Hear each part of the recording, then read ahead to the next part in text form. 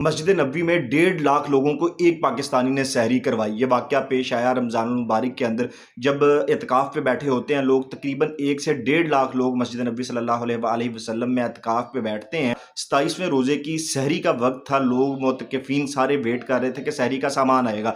अब रस्ते बंद होने की वजह से ये सारे ट्रक मदीना मुनव्वरा के रास्तों के अंदर रुक गए, क्योंकि ये सारा सामान मदीना मुनव्वरा से बाहर से तैयार होकर आता है। अचानक पता चला कि सैकड़ों ट्रक इस वक्त मदीना मुनव्वरा की हदूद में दाखिल हो चुके हैं और वो सारा सामान आया। सभी लोगों के ने सहरी की।